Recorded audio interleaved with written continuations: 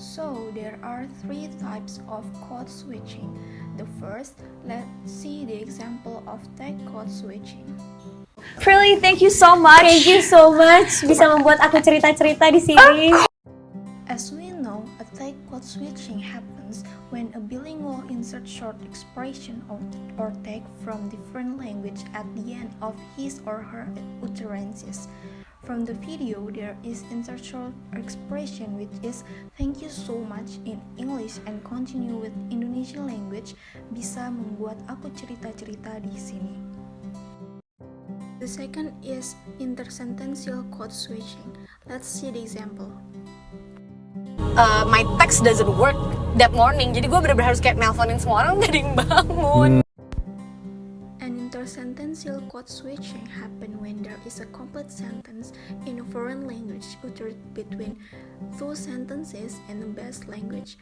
From the video, she said, "My text doesn't work that morning" in English, one clause, and continue with another clause in Indonesian language. Jadi gua kayak bener-bener harus nelponin semua orang dan gak ada yang bangun.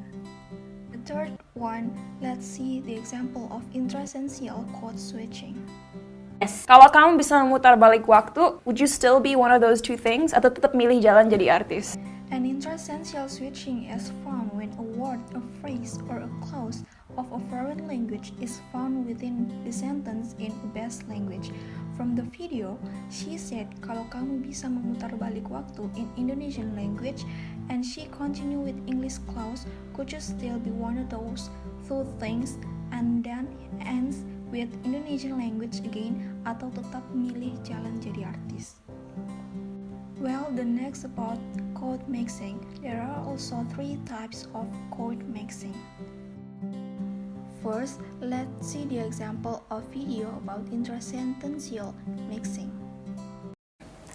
Aku tuh dikelilingi sama keluarga yang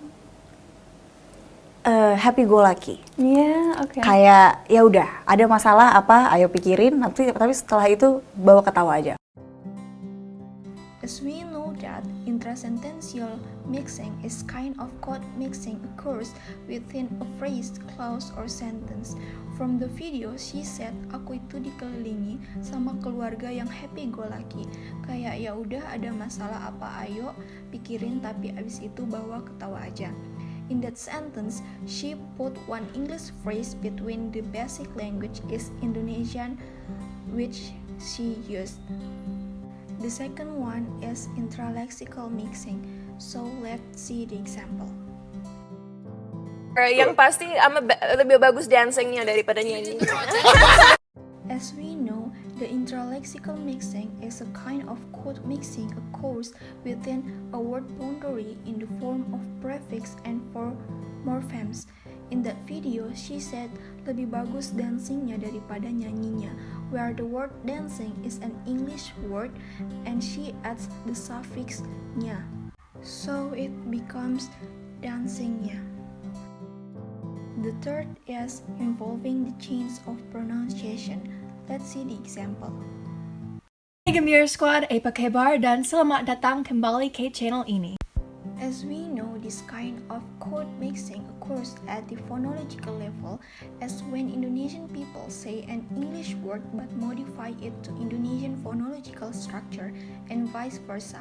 From the video, it can be seen that the change of pronunciation occurs in the opening of her video. It is shown when she modifies the Indonesian phrase apa kabar using an American accent in English.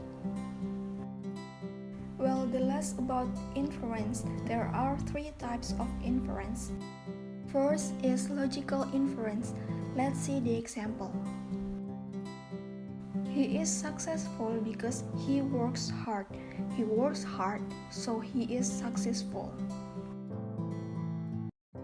As we know, logical inferences are made when a person or machine goes beyond available evidence to form a conclusion.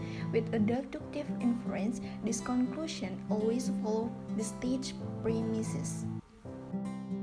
The second one is bridging inference. Let's see the example. The table was broken. Termites eat the wood. The table was broken because the wood was eaten by termites.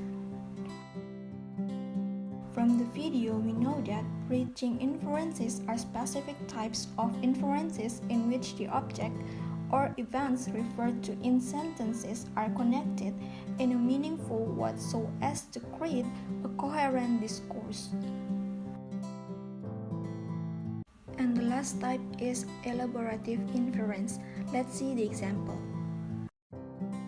The plane crashed during flight and hit several residential areas in the coastal area.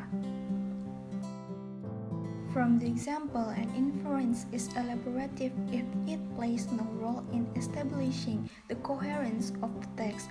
We may or may not make elaborative inferences when reading a text. Perhaps we make some but not others.